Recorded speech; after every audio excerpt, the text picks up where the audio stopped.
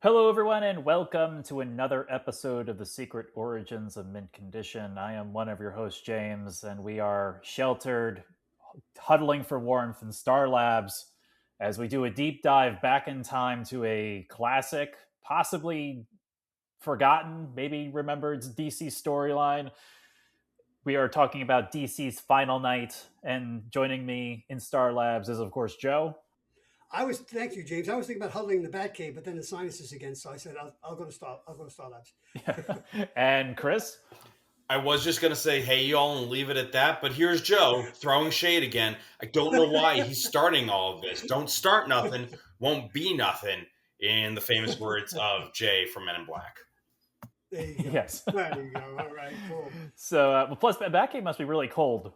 Like, it's already cold. How but cold during the final night, the Batcave, right? yeah, it got cold. So he had to go to Star Labs too, or at least go on the street. But I mean, not as cold as the Yankees' bats. Oh, I'm coming for you, Joe. Well, the Ranger offense. Or the Ranger offense. I'm coming for you. You're going to throw shade at the Batcave, I'll throw shade right back at you. So audience, you're probably wondering why we've chosen this classic DC story from the 90s. 1996 is when this story came out. It was a monthly book. It was a weekly book, so it ran for about a month. Issue number one. Issue number one, Joe is showing. If you can look it up. But we are diving back because we are going to, I said it on our New Year's episode, so we are building the road to eventually talking about Green Lantern Rebirth. And Final Night, I have to say, it's a good story. It's definitely a story of its time, which is probably what we'll talk about a little bit. It's definitely a story of the transition period in DC Comics history. It's a time period when I was starting to read comics. Chris was not that far behind me in terms of this era of comics. Joe, obviously, you were following since Crisis up to this point, where DC was probably, maybe in some ways, leading to. But probably the most memorable thing of Final Night is the death and / sacrifice and maybe redemption of Hal Jordan, aka Parallax, at this time. Yeah, it's funny that you mentioned that being the most memorable part, because honestly, I really did not remember so much of this book in my memory. It is seared into my memory that, like, that was the point of this book. Is it's all about Hal. It's all about his quote unquote redemption, or at least his transformation. And it is so not that. So actually, I have a question for you, Joe, and actually kind of you too, James. But after you finish your introduction, James, but you said that and it immediately made me think, like, yes, this was like the first thing I want to talk about with you, gents. Yeah, no, we'll hold that. Yeah, we can jump right into it because, well, I will say, audience, we normally don't do deep recounts or recaptures of it, but because this is such an older book that some of you might not have remembered, I will just say, to catch you up to speed, this story is about what alien organism anomaly known as the Sun Eater. It's going from solar system to solar system, doing what it does, eating suns, and when it eats its suns, it causes the suns to go supernova and destroy the planet it's inhabiting or solar system. This Sun Eater makes its way to Earth, and obviously Earth's mightiest, well, that's actually Avengers, I guess. Earth. Yeah, I was going to say, I'm not sure I'm going that direction, but sure. Earth's greatest heroes, plus the Legion, plus even Mr. Miracle's there. Everybody cannot stop the Sun Eater, and it all seems lost. Even Lex Luthor's brilliance is not enough to save the Earth, and Kyle does a Hail Mary pass, hoping that Hal Jordan, who is recently coming off of his stint of 0 Hour, where he was trying to remake the universe in his own image, or into a better image, and offering Hal the opportunity to redeem himself and help Earth. So that's those are the details I'm going to share right now, audience. I don't know if we'll get more in depth. We probably will. But obviously, Final Night's available on Hoopla if you want to go deeper. But so, Chris, that's probably where I want to set things up. So why don't we just launch into what you were thinking while reading this book? Yeah, so I'm super curious for both of you, because when I read this book, I was introduced to this book, right? Because like you said, James, this came out before I was reading. So in order to read it, I had to go back to it. And the reason I went back to it is because I enjoyed reading Spectre. So I wanted to, I was told, this is what happened. And I was like, that sounds nuts. And so I can't remember who told me to go back and read it. Honestly, it might've been you, James. A lot of like recommendations. So like starter pack for me came from you, just because we would work together. but that was how I knew it. Did you guys know it had anything to do with Hal when you read it? I'm trying to think, but it's just, Even on the back of the graphic novel, it sort of hints at it, but it doesn't talk about this intentionally leading to Hal. This really does kind of sound, at least the way they put it out there, it kind of sounds like a crisis situation where they're billing it as a really, really big deal. A lot of heroes are involved, and somebody's going to have to make a sacrifice. And in Crisis, one of the biggest names we lose is Flash, but it's not billed as, death of Superman, death of Flash kind of situation. It's just a big story in which Flash happens to die. And so it seemed like the same here to me. So I was curious coming into it. Did you guys know, did you guys think of this as a Hal centered story? Did you know he was going to be heavily involved, at least towards the end? Like, what expectations did you guys have going into the books? The book, I guess, is really my question here. I'm trying to think back. It's 30 years to September. I don't know if there was any harbingers. That's interesting. Hey, by the way, where's what's his name in this story? Pariah, right? Yeah, no Pariah. Exactly. But this was a localized event. There was only one solar system that was going to get blown to crap. No, I don't. There might have been some hints in the Green Lantern book at the time. I'm not sure. I don't remember, but I don't think it was billed as that, Chris. I think you're right. I think, and this is what 1996. Yeah, there's the internet. There's chat rooms. I wasn't anywhere. I was completely unaware of what that was, that whole technology. So there may have been things that might have been leaked there. I don't know about that. I'm trying to think if there was anything if Richie had anything in the store at the time. Probably a poster. To me, it was just another summer DC event. Following. There must have been, how many was there between Crisis and this? Probably half a dozen, maybe more. So that's the way I looked at it. And as the story progressed, and then after issue 3, when they tell you to go and get this book, okay, now I got. Also, that's a really great cover. That is an excellent cover. That's a fantastic. For listeners, that Joe's holding up Emerald Knight Parallax #1, which is technically issue 4 of Final Night, but by McCone. Was it Mike McCone? Yeah, Mike McCone. Right, Ron Moss, Mike McCone, and Mark McKenna. So yeah, once I saw this, okay, now we know what's going to happen, which doesn't diminish the power of the story, because it really, as we were saying off air, James, it's really a redemption arc for Hal Jordan, who is now Parallax. I like the fact that DC did this almost in real time, because once the Sun Eater engulfs the sun, the Earth has, 7 days to live, basically? Something like that. And these came out weekly. So, in a month's time. So they tried to have the frequency schedule of the books coming out almost in the same time period as what was going on in the comic book, which was kind of cool. You didn't have to wait a month between issues. And there were a lot of course, because it's an event, there were many tie-ins. But as a story, it's just a good story. There are things going on that I didn't remember.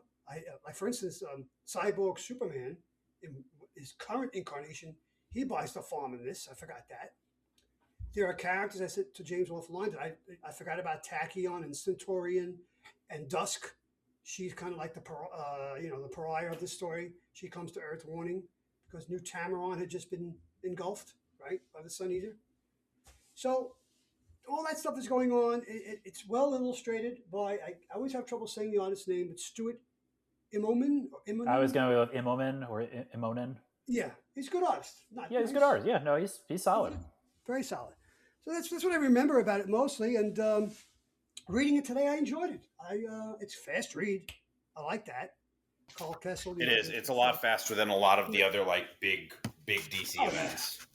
Yeah, they don't do any decompressed storytelling, which is they tell you what you need to know, and No, it just takes place in the time frame they set out, basically 7 days. I mean, just before spoiler alert, folks, haven't read it. Just before Parallax restarts the sun, I think the Earth has 2 hours left, something like that. Something like that. And Luthor's got a plan, and it may or may not work, and then there's also something that happens in this story that harkens back to a story from 30 years prior in Adventure Comics 352 and 353, the introduction of the Fatal Five, the Sun Eater, and Ferro Lad, who is in this story too.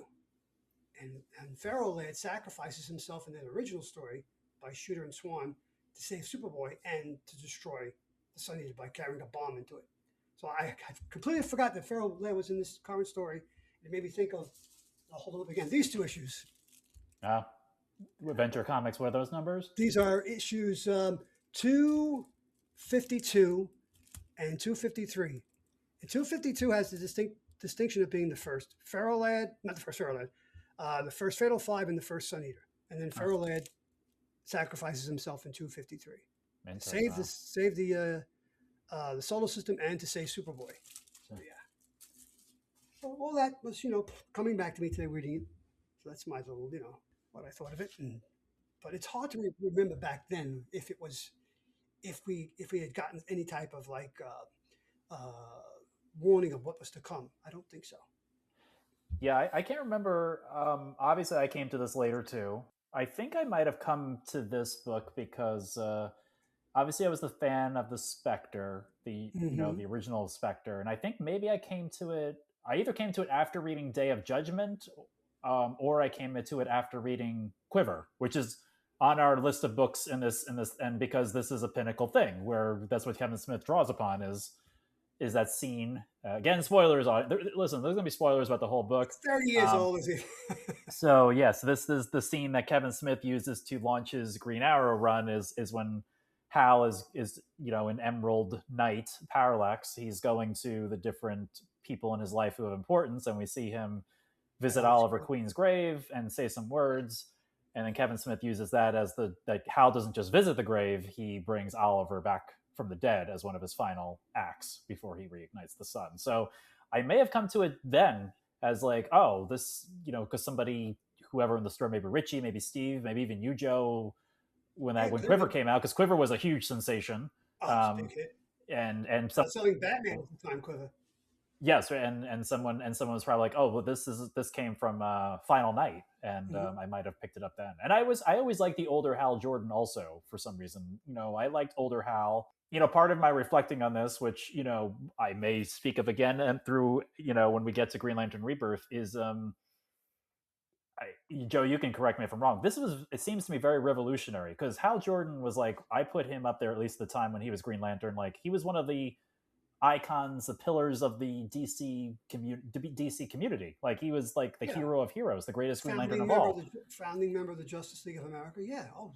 So I thought it was really like a bold swing for them to take like an iconic hero and make him the villain. Like I always love storytelling, and comic books never change. So when I was getting into comics and I heard this is what they did with Green Lantern, I was like I was intrigued by it because it's like, wow, you took like one of your heroes and you made him a villain. And I was telling Joe this, Chris, before we got in, like he's almost Darth Vader level villain at this point.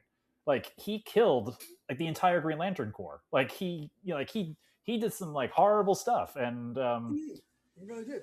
And I was thinking about today, like I always like think about what I'm going to say on the show or my thoughts ahead of time. I was thinking like, Hal Jordan's story arc is sort of a better retelling of the Anakin fall from grace than the actual, like it's a better story about a fall of a hero than the Anakin Skywalker fall from a hero. No, I was going to say maybe Lucas read this comic before he did the prequels. Prequels, is it? Yeah. I get confused. No, I mean, listen, this story, I think it was a much stronger choice, especially because it's not like unlike Anakin, he didn't kill helpless people, right?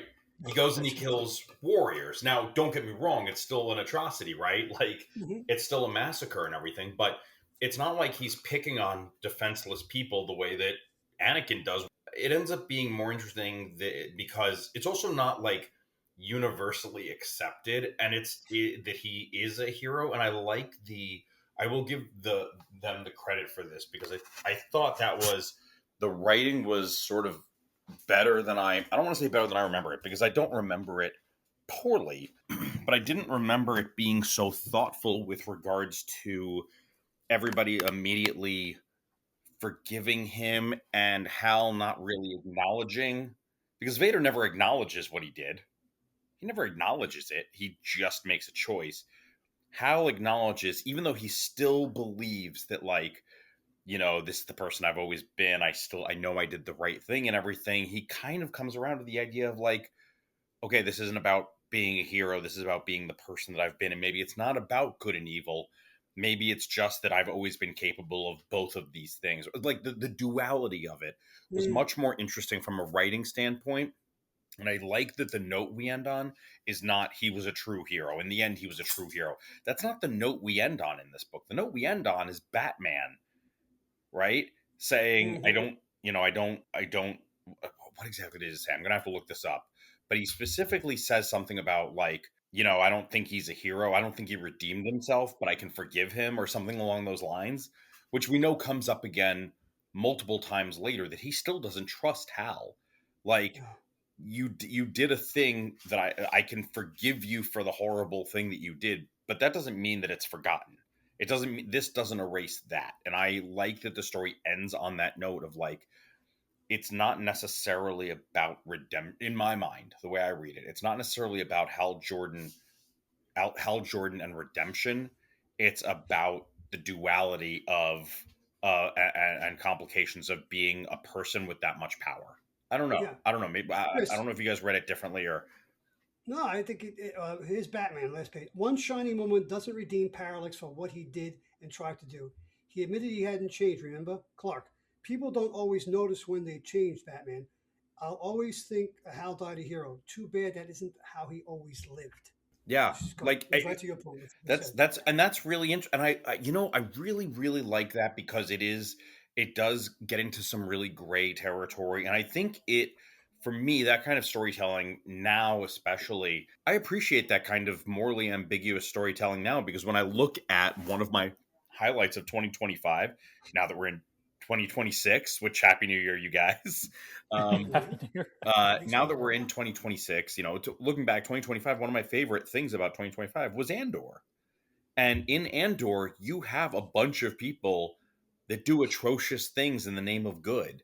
And they don't always live like heroes, but they maybe die like heroes. Cassian, I'd say spoiler alert, but Rogue One's been out for a while. We know they're doomed. Yeah. Um, he dies a hero, but he definitely does Mhm. not always live that way. And it isn't Yeah. about, What? unlike in Black Widow, where it's like trying to wipe the red out of your ledger. That's not what some of these characters are doing when they realize they can't do that, right? And I like that acknowledgement. I agree. I think the handling of Hal Jordan and the way they handle his issues specifically is really well done. It's not overly done. It's not underly done. I mean, the writing is pretty good. Like it's really good. I mean, it's a story. Like I said, I would always like Joe. If this came out today, it'd be 12 issue. Like again, another Oh, at 12 least. issue. This would be like Worlds at War.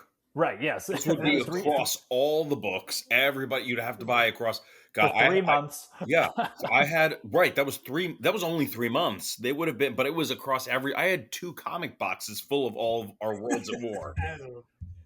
Yeah, That was a and lot. and so I appreciate it's a tight story. It only lasts a month because it came out at 4 weeks, Yeah. four issues, and Mhm. then one week she had 2 issues with that. I mean, you had all the tie-ins, but the main prime books, and also the one on Hoopla was not the deluxe edition with all the tie-ins, and I felt you read the main story and the Parallax story and the Green Lantern follow-up, Right. and it was a complete story. I didn't feel like Issue 81. lost. Yeah. Yeah, That's a nice cover Solid. too. Yeah.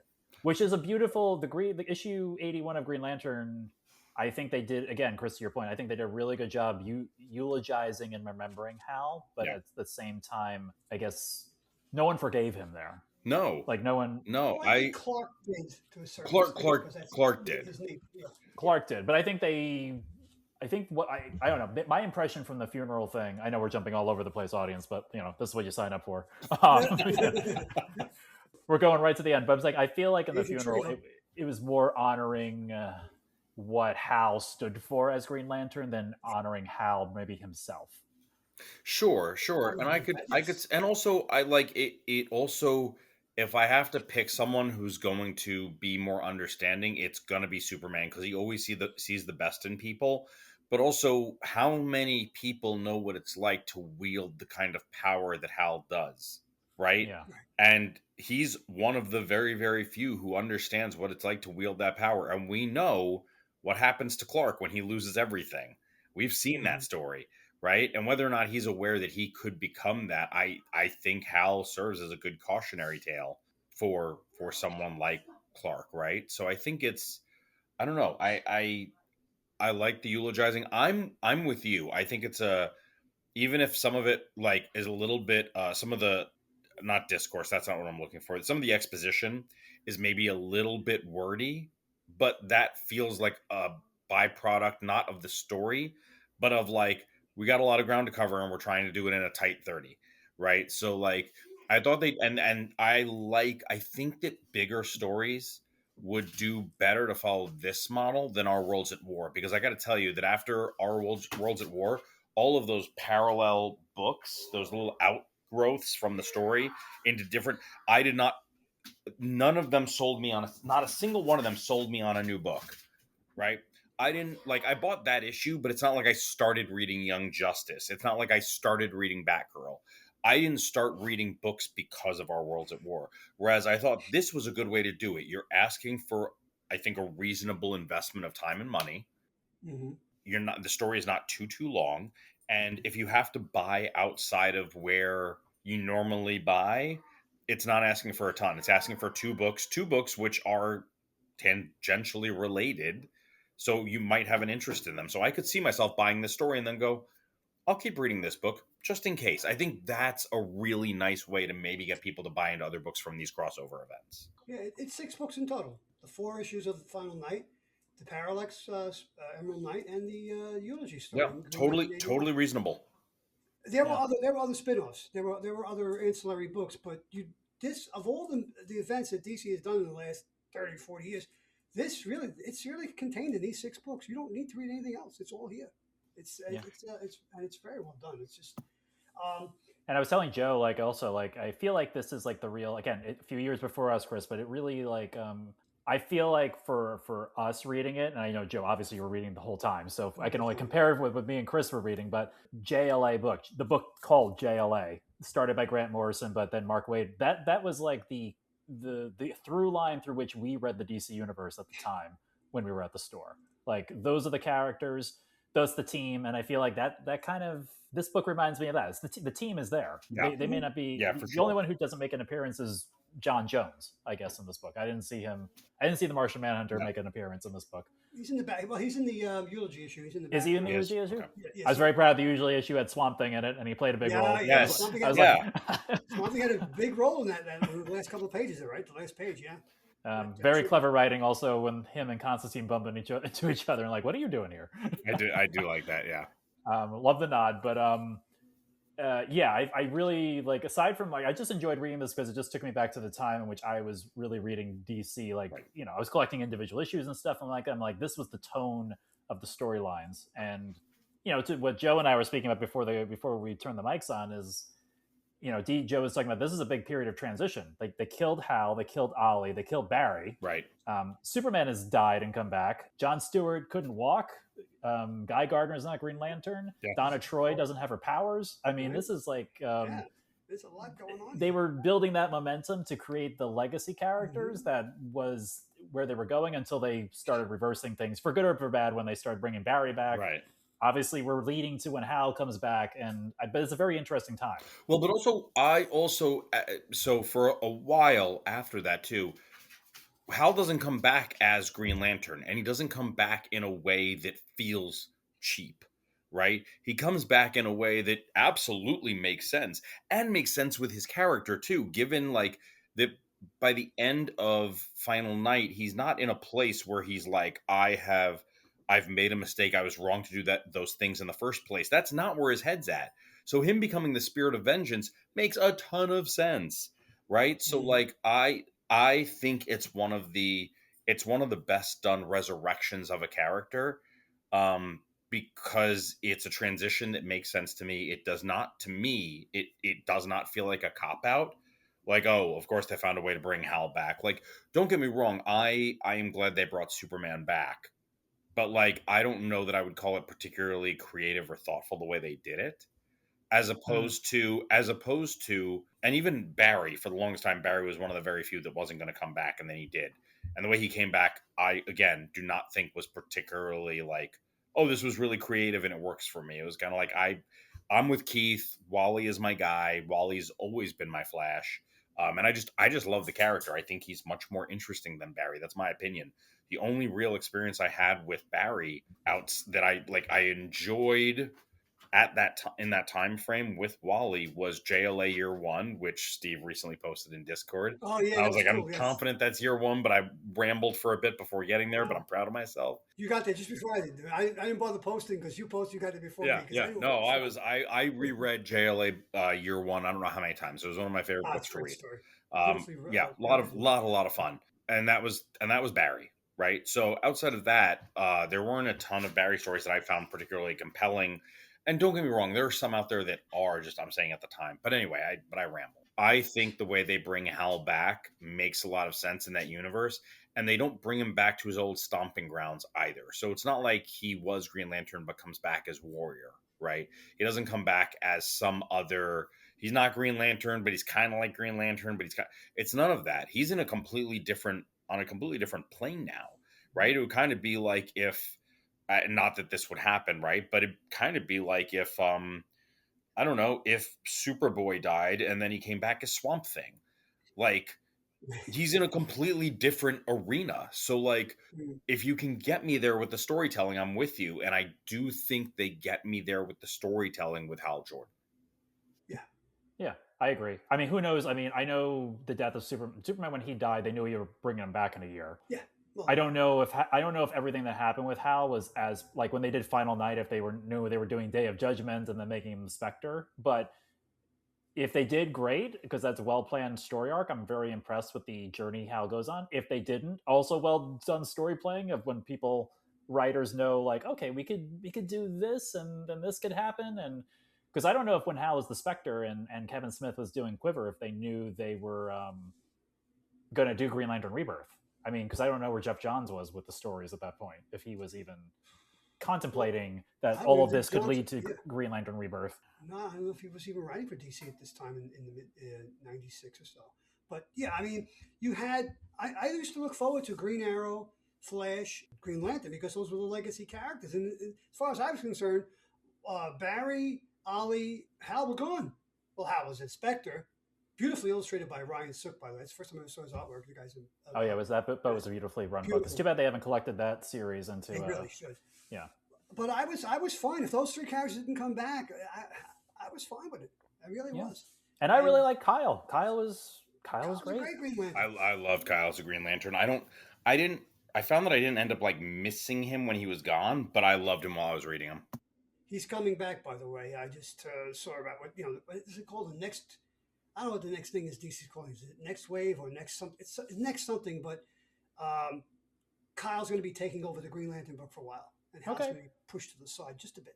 I mean, listen, Kyle deserves his place. It's sort of Yeah. like, I mean, Wally obviously went through a lot of loops to get back to this place as Green Lantern. I mean, Green Lantern is different than the Flash, obviously, because it's so like we have multiple Earth Green Lanterns at this point. I don't know. I think we have what 8 or 9 of them at this point. At this point. Well, and the dynamic because they take different approaches, but Wally is so senior. Sorry, that's my dog barking. Wally is so senior to Kyle that at some point, and I think it's of course one of my favorite stories of all time, Tower of Babel.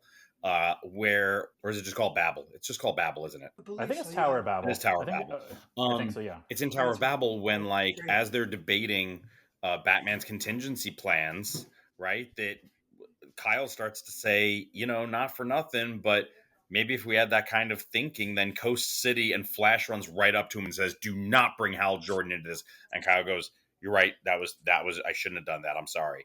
Right? But there's always that discord between them because Wally, in a lot of ways, does not feel like Kyle earned his spot. And even in JLA at that point, like Kyle's like, I don't know that I have anything to say here. I'm a new kid. And Wonder Woman's like, please, we value your opinion. And everybody kind of is like, okay, like sure, we can hear what he has to say, right? But it created I think a really interesting dynamic.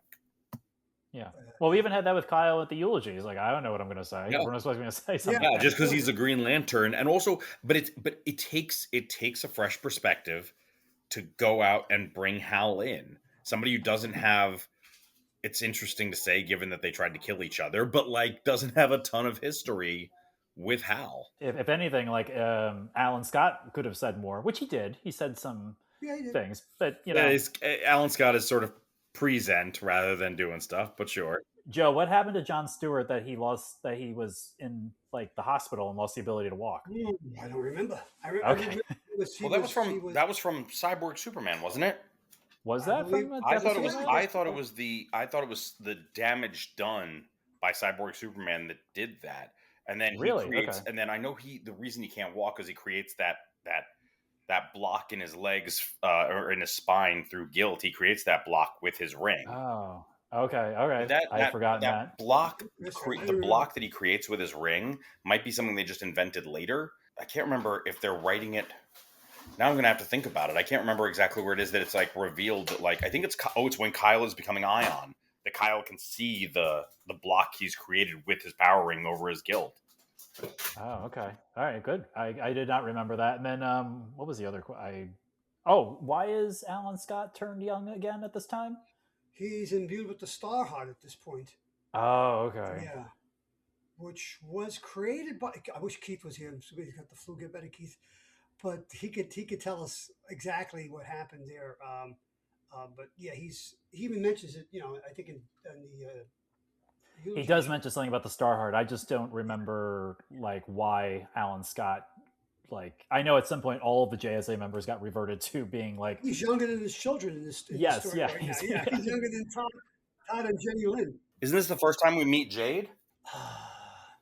Or had we met her before and I just don't know about it, which is a possibility. Jade is involved with Kyle. Is that before or after his? No, that's I think that's down the line. I thought they got involved down the line in his book. Right. What's interesting about this, I completely forgot this. At this point, Nightwing has never met Kyle, and he meets him at the eulogy because Donna introduces him. Right, I was like, "Wow, that's so cool!" And also Jack Knight introduces himself to Kyle, and Kyle says, "Yeah, come around to Opal City, but leave the craziness and costumes behind." Yeah, that's so Jack Knight. So there's really some really cool little interactions going on here. But, yeah, that was good. It's doesn't Donna Troy introduce Jon Stewart to somebody? Was that? Well, she comes to the funeral with Jon Stewart. Let's see. I think she breaks off and says there are people that I should probably talk to, and he's like, "Yeah, I think there are people I need to talk to too." Okay. I think they actually, but correct me if I'm mistaken, Joe, but I think they sort of break off from one another. They do. I'm looking at it right now, and then John finds Guy, and they have a little talk. Right. Because that honestly, like, I love Guy's eulogy. I think it is. Yes, I was thinking about that. It's so excellently written, and it still feels like it's in character. Like I could believe that he's hidden this part of himself away from other people, and it just fits with a character who, in some ways, is so redundant, ridiculous, and unnecessary. So I thought, what a nice touch. Yeah, Guy can't admit he has feelings, he has sympathies, he has empathy. He can't admit that. Because then it'd be showing weakness, right? Because he's the greatest Green Lantern of all, tough guy. So that eulogy reveals a lot about Guy, and I think it was shortly. Well, I don't know what happened when he became a Green Lantern again. I guess obviously after this, he's still, and I guess it's an issue 4, maybe in 3 it begins where he's in the bar and he's lamenting that he can't even get drunk because of his new physiology.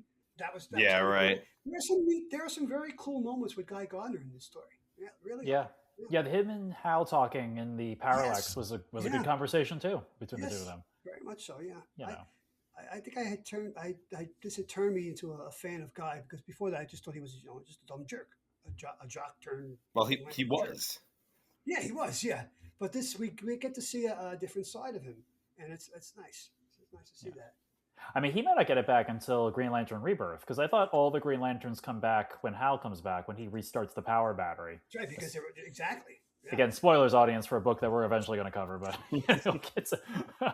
it's well, I mean, I know we're focusing a lot on Hal, which is the reason why we wanted to read this as we work to Green Lantern Rebirth. The story itself, though, I thought it was interesting. Like at this moment of crisis, Lex Luthor, everyone's like begrudgingly working with Lex Luthor, which was a very interesting part of the story as well. I thought. Yeah, Luthor and Brainiac 5 don't get along at all. Yeah, 2 super geniuses in the same room. It's not gonna go well. And Superman, like, shakes his hand in front of the press corps, and he's like, "Yes, Luther, thank goodness you're here, or whatever, or I'm willing to work with you." Yeah, I thought there was some good moments just outside of the Hal Jordan stuff. There were some good moments in Final Night on its own. I had a thought today while I was reading this. This reminded me. I don't know if you remember the episode of the Twilight Zone where the Earth is burning up. It's going to reach a certain point. It's going to get to a certain temperature. I don't know if the Earth is getting closer to the sun, or whatever. And one of the characters is having a quote unquote fever dream, and then he or she wakes up, and it's the exact opposite. The world is now turning into a gigantic ice cube. Because yes, I do remember that. It reminded me of this story. So yeah, it had that same type of this is the way the Earth is going to go. 7 days, no heat. The Earth's going to be a popsicle basically in 7 days. A Frosty Freezy, Mr. Freeze, Frosty Freezy. Yeah, there were so many different. There's a nice side story with the Ray too here, right? Yes. Yeah, I completely forgot that story. That was very well written. I love that side. It seems like a little ridiculous, but the side story that Batman and Superman go to get the Mona Lisa back from Vandal Savage in the middle. So ridiculous. Bring that up. And admittedly, there is an aspect of like Batman works on two problems at once. He doesn't need to be anywhere to work on. But also, what is he going to do, right? Unless he's got a brain, the brain to figure it out. And Lex is nothing if not smart. So did Savage say he had a way of getting off the Earth with the painting? No. Why would he be? No, he was just going to ride it out. I think. He was going to ride it out. He survived everything else. He's already survived an ice age. That's true. Yeah. Now, of course, that doesn't mean he's survived a supernova, but that's a tomorrow Vandal problem. I don't think he can survive a supernova. No. I also forgot that aspect of the story. The theory of conservation, right? We're talking about here scientifically. Yes, yeah. Right. So that's brought up. Okay. So yeah, the heat's out, but the sun is shrinking, and it's going to go nova because you can't destroy energy. There's some science fiction in here, some science fact. Oh, and yeah, I mean, just going back to I understand what the Spectre can't do it. He's like, if God wants this to happen, he must want it to happen. I'm out. But he's keeping the Earth Mother warm. He's keeping Gaia warm, but he's out, and I like the Phantom Stranger's calling him on it, and he's like, "What?" Yeah, I wrote down here. Spectre was put on the sidelines because it's kind of like Spectre in this at this time period was kind of like Silver Age Superman. I'd say 1966. He could do anything, and so that's why a lot of stories, a lot of Justice League stories, they gotta get Superman. He's not even in the book. He's off world somewhere. Or because he's just, why do you need the Justice League when you have Silver Age Superman? Why do you need anybody when you got the Spectre, right? Right. So, yeah. It was good. I mean, it was good that I appreciate the fact that they worked in those supernatural, larger than life beings. Phantom Stranger's whole thing was to show Dusk that there were good people out there, even though they were, first people were wanting to kill her because they thought she brought the Sun Eater to Earth, and then the humans end up saving her.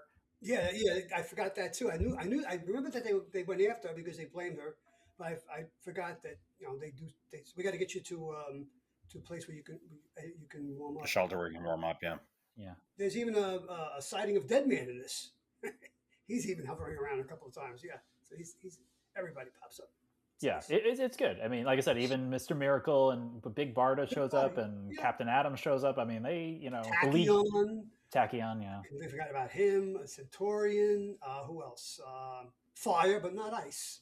Yeah. Interesting. Fire's there, right? Well, and I'm glad they did because sometimes it's. I think it's the curse of all superhero comic books specifically, right?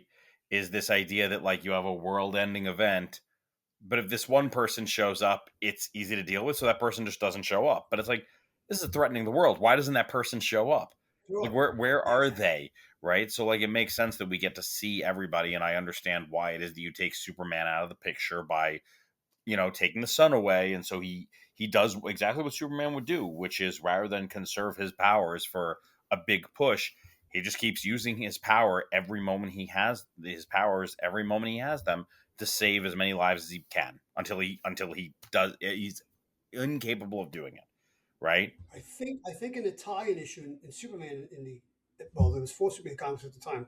I don't remember which one it was, but I think he's trying to land an airplane during this, and he can't do it. And Captain Marvel shows up and helps and lands the airplane. I'm pretty sure that happened. So yeah, but that's Superman. He's going to go down swinging. he's not going to go Right. that I like how reckless Bruce is, knowing that Superman's functioning on borrowed time, but he's going to use Superman to like save him from bullets and Vandal Savage. Like, what are you doing, man? Come on. That's Bruce Wayne. Yeah, that is Bruce Wayne. No, that's.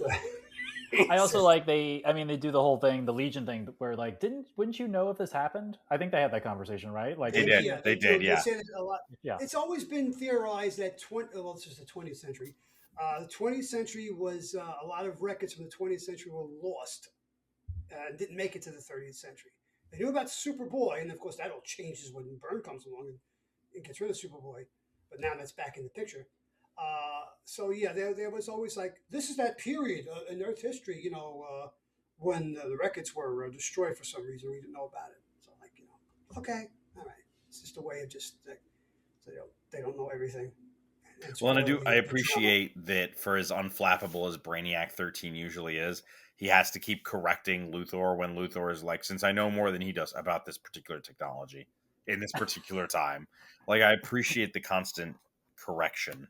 Oh yeah.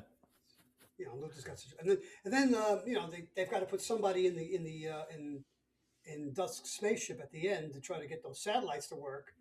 And we'll send Luthor. Hey, Luthor, I'm not going. I knew all this work to save the planet. You can put me in it, right? Of course, Superman steps up, obviously, which he did as Superboy, which he did in this story way back in 1966.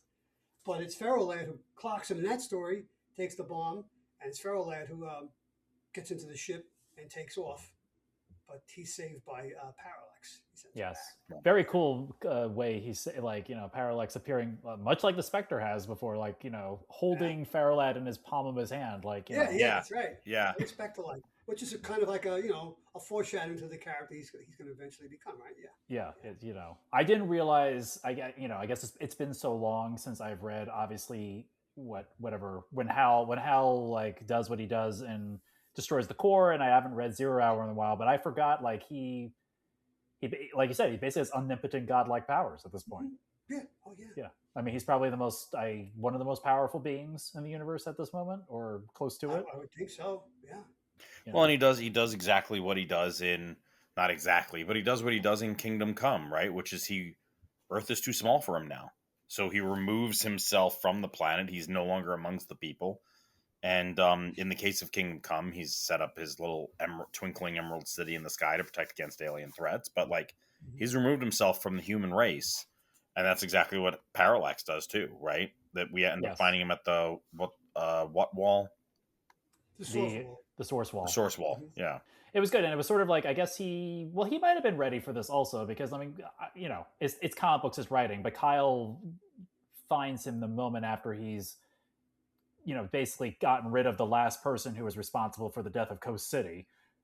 So he's had that moment where I guess probably he's reckoning with something that Batman and Dick and everybody knows, like, vengeance doesn't really like give you what you're looking for. Right. Like, he's completed his job. He's punished everybody involved in Coast City, and now he's, Kyle comes along and is asking him to do something like he used to do. And so he's probably receptive to it also at that point.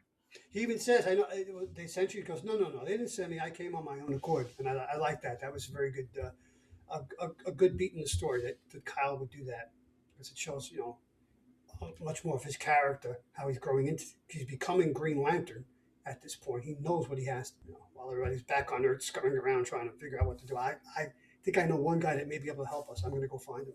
Yeah. Meanwhile, before Luthor had abandoned him to the middle of the sun. Yeah, well, there was that. Which is very Lex Luthor like. I mean, the Luthor's just pawns on a chessboard. So then, what the hell? Wow. I also like the Hal's interaction with Carol Ferris. That was a good part of that book too. Yes. Like, yeah, it was. Yeah. Oh, and he goes back and meets his mechanic, Thomas Calmuco. That was actually one of the interactions I really liked. I love that. Yeah, because even in that moment, like when Tom is saying, I know that's not what happened, like I'm going to correct it all in the book. And it's one of the only times we see Hal at like, a loss for words, that he does not have the heart to correct Tom. No, but I love the line that he has when he goes, Hal, where are you going? And he's like, hopefully to give you an ending for your book. And I like, that's a nice farewell. I thought that was good. Right. And before it's just be with your family. But Thomas needs to just work. He's working on, he's a mechanic. He's the he's the best mechanic in the. At some point, he even gets to own Ferris aircraft in this continuity. I don't know about. I don't even know if he's in the present continuity. To tell you the truth. Yeah, I don't know if he's shown up in the Jeremy Adams run. Yeah, I think it's with Jeremy. Hey, Jeremy, if you're out there listening, send us, you know. But yes, that was a good. That I'd forgotten that. I knew he was going to meet up with Carol, obviously, but I forgot that he met up with Thomas. Yeah. Well, I mean, like I said, Final Night is the first step in our journey towards Green Lantern Rebirth. Whatever you want to tell me to read. We are 10 minutes into the first period, and on 3 shots, the Islanders are up 2-0 on the Devils. So I'd rather be reading than watching hockey, apparently. I'm not a hater of the Islanders, so. Well, this was not by design, but it's this came out in '96, and so this is this the 30th anniversary of Final Night? Is that correct? Like I guess it would be the 30th anniversary of Final Night. September, September 1996. Yeah. Exactly. Yeah. Is this the same year as the Clone Saga over at Marvel? Probably, right? Oh, that's that's prime 90s. Yeah. Arco.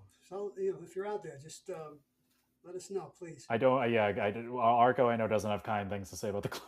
I'm probably one of the few people who has kind things to say about the Clone Saga. It went on too long. That's my fault. It did go on too long, and also didn't have an ending. But I don't know. I mean, I'm not saying it was good, and I have not reread it because it's so long. Which I want to reread at some point. It had some good things in there. I mean, listen, it was my time of reading Spider-Man. Really like reading Spider-Man. Yeah, so I understand. I get it. It may not be good, but it's when I was reading it. So. Sure, I understand. I had that with all the '60s and '70s books. That may not be good, but they're my books. That was my time. Yeah. I mean, they're not all good when we were reading them, but no, they weren't.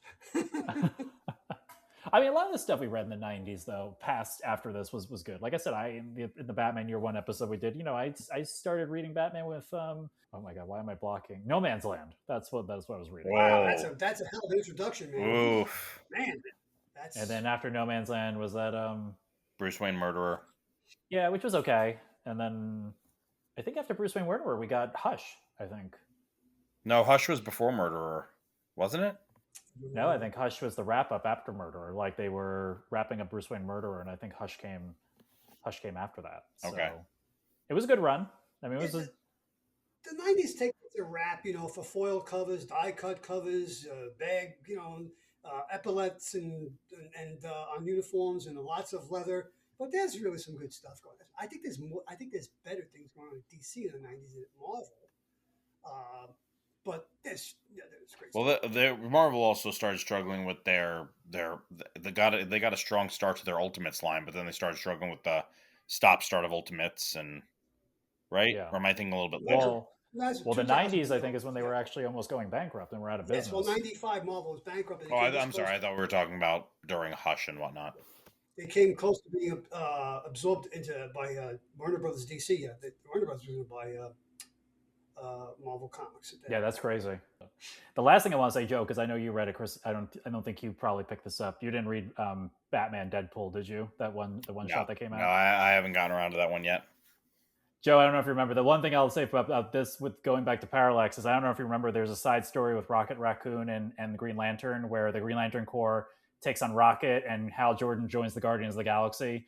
And the post tag on it is like the Green Lantern Corps is like, well, we've had some problems with Rocket, and the Guardians of the Galaxy, well, we've had some problems with Jordan. And the back image is him as Parallax, except wielding the Infinity Gauntlet, which I thought was a very beautiful sort of touch. So wow, that's a frightening thought. Parallax with the Infinity Gauntlet. Oh my God! At that point, it would take let's see, Darkseid. Infinity, Eternity, the Living Tribunal, the Quintessence. They'd all have to go against him with that. He had all that stuff. Yeah. No, I thought it was a beautifully done touch, because the backup stories in the DC edition were much, in the Marvel thing were much better than the Prime story, but that was one of the good ones. Was that swapping of the two of them? So, well, any final thoughts before we wrap up, gentlemen? I like the idea. We've talked about it before, but and they're kind of doing this with DCKO now. It's not as wide-reaching as past events. I think DC has done events in the past where it wasn't ridiculous. You didn't have to buy 85 books, and this was they should really use this as a template. Marvel should really use this as a template. Every Yes. time Marvel does an event, it is 85 books. And it's like it's a mortgage payment on your house to buy everything. I would hope that cooler heads would prevail. I would like to see less events, but written like this, get it over with and tell a good story, and don't invade our bank accounts. Why you doing it? Don't drain them. It's amazing that, because we've been saying that for a long time, and that's the lesson that they never learn. Also, like, to Chris's point, like you said, Joe, there were tie-ins to this. Yeah. And Chris shared his tie-ins to the Worlds at War, but like make the tie-in issues interesting enough that I need to read the book. Like if I'm buying this book because I'm reading an event, I want this book to matter. It has to matter, right? I want it to be good and solid, and maybe intrigue me enough to pick up the characters. And to Chris's point, I mean, the few times I've read ancillary books, I'm like, why am I reading these? When I was reading some of the books that went with, like, I have like my Infinity Gauntlet omnibus that has all the tie-ins, and some of the tie-ins, I'm like, is this a tie-in? Yeah, that's going on right now with DCKO. Like I said, they're doing less, but there are books that I didn't even touch because it's like it's not going to advance the story, or I don't like the creative team, so I'm not going to bother with it. Yeah, and money's tight. Comic books are $4 and $5 a pop. That's not cheap anymore. Yeah. That's why to quote Steve, people wait for the trade. Yeah. No. I mean, it's a thing it's a thing I think you need to think about. And again, I know the cash grab and all that stuff sell the big event, but honestly, I think you're better off. Give me a parallel book that I might be interested in. It's not just characters, right? Sometimes it's the feel of a book. Like, I don't necessarily need. If I like noir stories, you might give me Spider-Man noir, and I may say I don't like Spider-Man, and you may say try this, it's noir, and I know you like that. Boom. Like, it can be genre, it doesn't, or feel of a book, it doesn't, or a same author as a book or same artist. It doesn't just need to be make sure you get us into this character or that character. You can find ways to pull me into other books, but give it a little more thought than sell as much as we can. Sell as much as you can is not the I mean, I think anyone who collects individual issues still is fatigued from buy as much as you can or sell as much as you can. So yeah, no, I mean, it really is. And I hit a point where, like, that does become, I never would have followed our Worlds at War if I didn't work at Mint. Yeah. Right. Like, I'm not following that story. Are you kidding me? How much money are you wanting me to spend on this thing all summer? Stop it. And then it turns out that it wasn't worth following after all, honestly. But, like, nonetheless, I think it's one of those situations of it can be wielded well, but when it's a cash grab, it exhausts people and it turns people off. And now I don't want to buy your product. And when you have a big event like that, I'm going to, even if it's a great story, I'm going to identify it as a cash grab. And maybe I come to the graphic novel. Maybe I come back to the trade later. Yeah, because even waiting for the omnibus is still cheaper than buying the individual issues. Totally is. Like $125 omnibus is still cheaper than buying however many issues that are in that omnibus. Good you mentioned omnibus, because we were talking about a story that had the Legion of Superheroes in it and Superman. I picked up an omnibus recently. I'm going to, if I can pick it up, Silver Age Superman Volume 1. Oh, fun. Trust me, this is a lot cheaper to try to buy all the books that are in here, man. Oh, yeah. Well, those books are worth a lot of money. Yeah, a fortune. Well, that's what omnibuses are for. One. I have every book in here except one, Action Comics 244. But, I'm enjoying the hell out of this. This is wacky stuff. My God. Well, listening audience, I hope you've enjoyed this episode where we went back deep into the, well, not that deep enough. I mean, 30 years. I wouldn't say it's deep, but it's yeah. Yeah. It's Back to the Future deep. It's 30 Back to the Future deep. 30 years back. It's the first. It's the Yankees over the Atlanta Braves World Series 1996. There you go. Yep. There you go. Gotta work sports in somehow. There you go. So, listening audience, obviously, if you want to check this out, you can read it on Hoopla. I imagine if you want to get individual issues, they're probably not that expensive. I checked, they're not. They're really not. You can go to mycomicshop.com, probably $2.50 for each. There you go. Yeah. One thing we have to do that I feel the need to wrap up on, because we didn't start this way, but I have a either or for you. Oh, okay. Good. I love these. Would you rather? Okay. would you rather have, and this time we're gonna start with, because James always goes last, we're gonna start with James first, then Joe. Would you rather have the powers of a Green Lantern or the powers of Spectre? You go first. I'm gonna go Green Lantern because the Spectre, and that seems like a lot of responsibility, some real That's responsibility. valid. Yeah, me too. I don't want to be the embodiment of vengeance. I want to be bright and I want to I want to be Green Lantern, have that ring, and go on fantastic space adventures and stop intergalactic wars and stuff like that. Cool, yeah, Okay. definitely Green Lantern. I don't know. I mean, that all makes a lot of sense to me. At least one of us will not shirk their responsibilities. I will take on the mantle of Spectre. Oh, I don't know. It's the magic users seem like a cool club of people to hang out with. So, as Green Lantern, I got to put up with a lot of nonsense. As Spectre, I do have to put up with nonsense, but I'm talking to the likes of Phantom Stranger, Dead Man, the magic users. Yeah, I'm all about that. I'll take the Spectres. You gotta deal with John Arrow. Constantine sometimes too, but I do have to deal with John Constantine, but also it feels like Spectre gets a pretty good handle on that. Well, unless you have another one, Chris, I'll end on one. I was No. That was what I had. We probably all know this, but who is your choice Green Lantern? I'll go for Chris and then Joe. Choice Green Lantern of all of them. We can put them all in the bucket. We can go all the way up to Jessica Cruz, Simon Baz. Yeah. Chip. Chip. I hate Nort. I think I still have to go with Jessica Cruz. And this is me honestly just saying this is based purely on not what she's done, but who the character is, because I have not read a lot of Jessica Cruz. But I love the interpretation of what courage and willpower can mean. And I like that, I always come kind of back to the story that introduced me to her, which it's just like, I think it's called The Day in the Life. But it makes it clear that it's easy for her to fight monsters. That's easy. Getting out of bed is difficult. Yeah. And I like that a lot because it reminds us that, for the Green Lanterns, it's not always, and this is what we run into with Hal, right? Because Hal was so very much the man without fear, which is why Sinestro made a lot of sense. But Hal also did a lot of stupid things too, because he was brash. So it wasn't just a matter of being brave, and it wasn't just, that courage came naturally to him. So I really like Jessica Cruz for the simple notion that willpower looks different to a lot of people, and it's not always, the hard thing is not always standing up to the monster. So she's my Green Lantern. Okay. Plus her look is, I always liked Kyle Rayner's look. I liked that he looked different than the other Lanterns. I like the asymmetry of it, a little bit of introduction of the black and white on the symbol. I love the look of Jessica Cruz, especially the little lantern over her eye. I love that design for her. Okay. For me, I've struggled with this in the past. There's only two. It's either Hal or John Stewart, and for me, I think it's John Stewart. Great choice. I struggled with him too. I think it's John Stewart mainly because of the animated series. Oh yeah. He's so well done in the animated series. Yeah.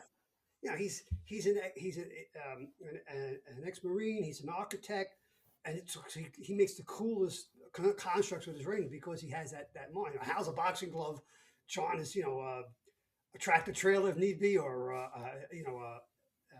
F-15 or something. It's just incredible stuff, and he's just a great character. He's more down to earth. I think he's more nuanced than Hal. Hal's a bit cocky. John isn't. So yeah, it's John Stewart for me. I think that's a great choice, and I love the evolution of his relationship with Hawkgirl in the cartoon. I think it's really, really well done, and there was something else about him that I really enjoyed, but I had it articulated for a second. But yeah, John Stewart I think is a great choice. Yeah, I mean it's tough. I mean for me it's actually I could make a case for Kyle. I could also make a case for Jessica Cruz, but I'd probably go with John Stewart also, surprisingly, because of all the reasons you guys have said. Also, he's the strategist. I mean, he led the Corps many times now in comic book history. He was the leader of the Corps. If Hal's still considered the greatest Green Lantern, he's got to be like 1A or 1B, whatever, right, of the greatest Green Lanterns. So, John Stewart, I'm going to have to go with. John would send Hal as his opening salvo. Yeah. And you talk about, then the other guys would follow. One, were actually cemented for me, especially in the animated series. I forget the episode. They were all two parters in the first season. Yes. But Wally does something stupid, and John just slaps him upside the back of his head in one episode. And I just thought It's you know that what it is? It's when they're on Themyscira, I think. And okay, Wally is is and that Wally it? is trying to argue that Wonder Woman should not lose her basically her princess ship. And no, it's not. Never mind. No, It's gotta be something they're walking else. down the street. They're walking down the street in the city when he does that to him. I Okay. forget. I wish I could. Yeah, no, I'm thinking of But something. It's Batman who says, "Don't make this harder than it needs to be." Never mind, it's not John. Although John does have a lot of those big brother moments that I do. I yes, really, thank you, Chris. He's a yeah, big brother. He really is. Yeah. Yeah. So I don't see Hal as a big brother, but I can see John as a big brother. Yeah. yeah. That said, I do appreciate that the brashness we get from Hal translates later in. Is it the New 52 when with the animated Apocalypse movie? When Batman has to leave to go to Apocalypse to get Superman back, and he leaves Green Lantern in charge. And Lantern says, "Yeah, I had to pull everybody together while you were off planet." He's like, "Oh, do you mean when I gave you simple directives, you botched them, and Wonder Woman had to lead the charge instead?" And he says, did Cyborg show you a video?" And he says he emailed it to me. And he says, "I really hate you, bats." But I like that. I like the brashness we get from Hal in that setting specifically because it balances with everybody else. Yeah. Yeah. If you're a test pilot, especially when he was created in the '60s, the whole Chuck Yeager, Right Stuff era, Sure, that sure. brashness comes with the territory, comes with the character. Yeah, that's part and parcel. Yeah, they're all. I mean, they're Well, all great characters. Yeah. Love them all. well, I'm gonna go back and land this plane Okay. now. There you go. So, listening audience, you got a little extra bonus with our Green Lanterns, and we choose the power of the Spectre of the Green Lantern. So I hope you enjoyed that. But obviously, we'd love to hear from you. So if you have your thoughts about Final Night or Hal Jordan or any Green Lantern stuff, you can leave a comment where you're listening to. If you're interested in joining our Discord, secretoriginsmc@gmail.com, you can reach out to me. We can send you an invite to join. And as always, we thank you for listening, and we'll talk to you on the next episode.